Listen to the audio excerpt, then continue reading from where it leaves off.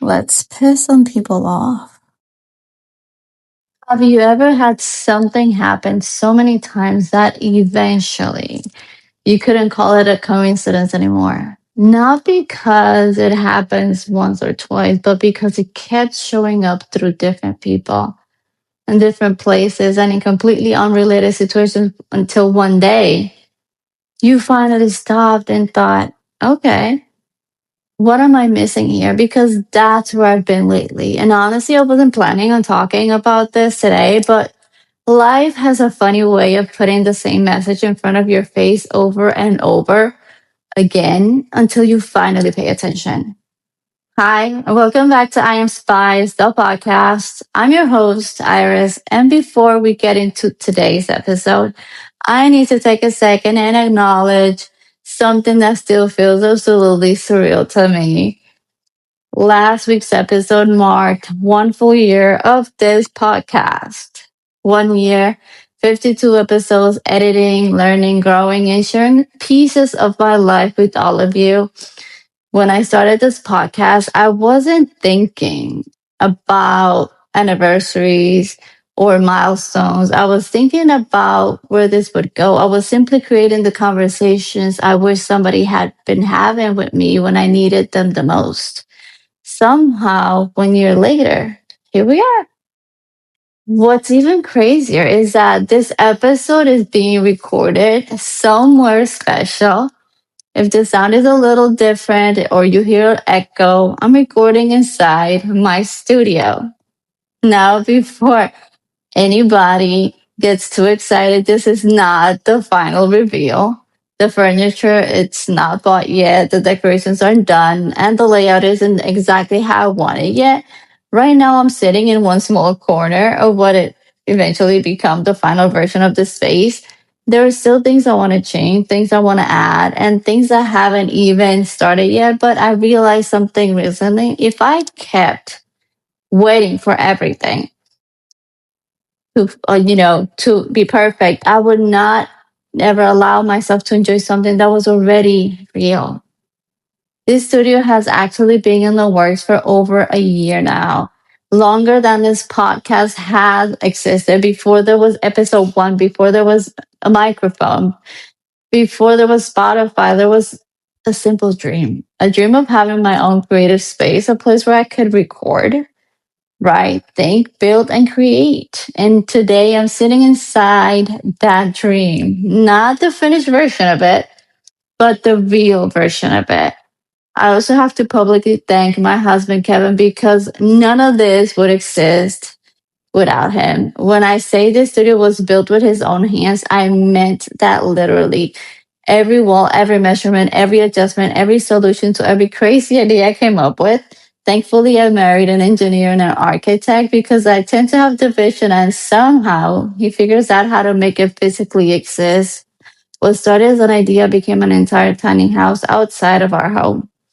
One day, when everything is finished exactly how I want it, I'll finally show it all to you. I'll be keeping it a secret because I wanted to reveal the whole thing to be special. But for now, just know that while you're still listening to this episode, I'm sitting inside something that once existed only in my imagination. And honestly, sitting here this week got me emotional, not because it's finished, but because it isn't. I was looking around at all the things that still need to be done when it suddenly hit me. I was focusing so much on what wasn't finished that I almost missed the fact that I was already sitting inside something I had prayed for. The more I thought about it, the more I realized that's exactly what has been happening in other areas of my life too. A few weeks ago, I went back to Puerto Rico and I don't know what's in the air over there, but I feel like every few hours, somebody was trying to tell me something I wasn't ready to hear. It happened at graduation, it happened at prom, it happened through conversations, through strangers, people I knew and people I didn't know.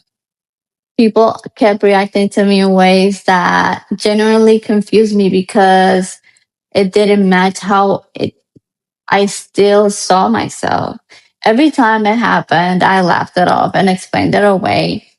I dismissed it. I told myself people were just being nice or that they were exaggerating because in my head, I'm still me. I'm still the woman trying to figure things out. I'm still the woman chasing bigger goals. I'm still the woman looking at other creators and thinking, wow, look how far they are. And I think that's where this realization really started. Because if you're a creator, you probably understand exactly what I'm talking about. There's always somebody bigger. There's always another podcast with more downloads, another creator with more followers, another author selling more books, another business making more money, another person accomplishing something you haven't accomplished yet. When you're constantly looking ahead, you start measuring yourself against people who are 10 steps in front of you while completely forgetting that there are people looking at you that exact same way. And I think creators are some of the worst people when it comes to acknowledging their own success, not because we're ungrateful, but because we're always building, always creating, always chasing the next thing, always, we hit a goal and immediately move to the finish line. Then we hit another goal and we move it again. Before you know it, if you're living things the old version of you would have right over and you're treating them like they're not a big deal. That's been happening to me a lot. And I know I've done that. I've done this with podcasts. I've done this with my books. I've done it with my businesses. I've done it with social media. I've done it with almost every accomplishment in my life because my immediate reaction is always, okay, what's next? Instead of stopping long enough to appreciate what's already here.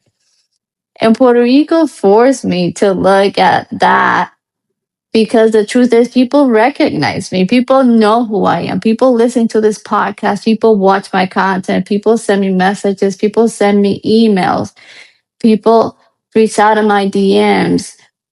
Even if I don't talk about it, I don't share every email. I don't screenshot every compliment. I don't announce every opportunity. I simply, keep that to myself. Most of those moments stay between me and the person who sent them. I think part of the reason is because I'm never the type to brag. I've never wanted to be obnoxious. I've never wanted to walk around acting like I'm better than anybody else. So instead of that, I do what I've always done. I minimize it. I downplay it. I make it smaller than it is. And lately, I've been asking myself something. At what point does humility become self dismissal? At what point does staying grounded becomes refusing to acknowledge reality? Because there's a difference. Acknowledging what you built doesn't make you arrogant. Acknowledging your accomplishments doesn't make you conceited. Acknowledging your impact doesn't make you full of yourself. Sometimes it's just honesty. And I think that's what life has been trying to show me lately. Not through one big moment, but through 100 little moments. The podcast anniversary, the studio, going to Puerto Rico, my son's graduation, his prom, the conversations, the messages, the recognition, the opportunities, all these little moments that kept pointing toward the same thing. When I look at myself, I still see every hard season. I still see every setback. I still see every mistake. I still see every moment where I had no idea what I was doing. I still see the woman who was rebuilding her life. I still see the woman who was still trying to start over, but that's not the only woman that exists anymore. Everybody else is interacting with the woman standing in front of them today while I'm still introducing myself as the woman I used to be. And honestly, I think everybody else got the memo before I did.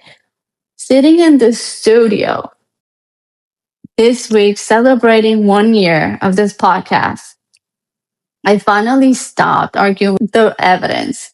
The podcast is real, the books are real, the businesses are real, the community is real, the studio is real, the life I've been building is real. And maybe that's what happens when you finally embrace the person you're becoming. You stop apologizing for taking up space. You stop talking yourself out of opportunities. You stop dismissing compliments before they even have a chance to land. You stop acting like everything good that happens to you was just luck.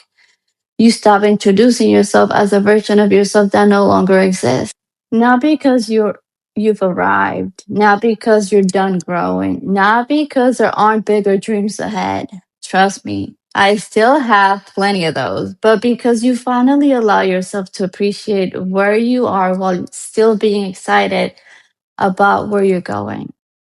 You stop feeling guilty for being proud of something you worked hard to build. You stop treating your accomplishments like accidents.